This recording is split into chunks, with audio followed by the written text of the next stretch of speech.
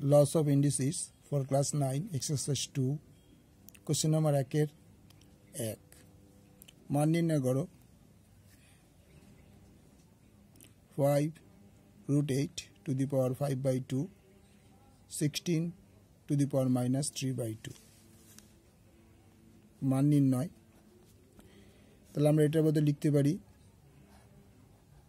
8 to the power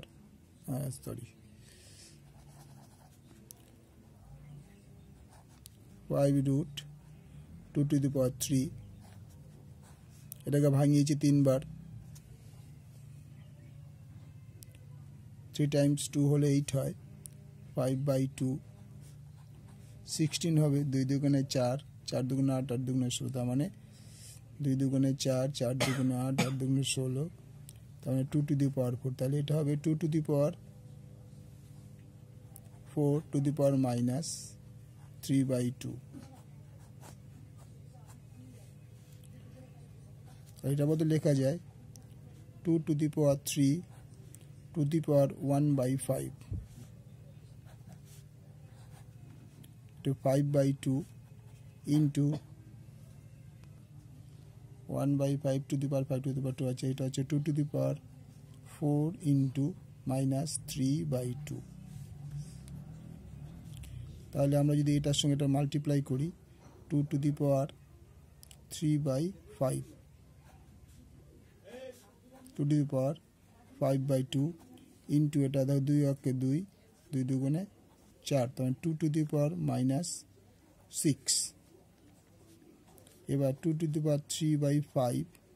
into 5 by 2 এই দুটো করে মাল্টিপ্লাই করতে হয় into 2 to the power minus 6 তাহলে 5 5 কেটে গেল তাহলে 2 to the power 3 by 2 into 2 to the power minus 6 তাহলে যেহেতু নিধান সমান তাহলে ইনডেক্সটা প্লাস মাইনাস আছে বলে মাইনাস হবে 3 to the power 2 minus 6 equal to 2 to the power 3 minus 6 দুগুণে 12 by 2 equal to 2 to the power minus 9 by 2 answer একটা জিনিস তোমাদের বুঝিয়ে দিই এখানে x to the power n এই nটাকে বলা হয় ইনডেক্স এই nটাকে বলা হয় ইনডেক্স আর এটাকে বলা হয় বেস বা নিধান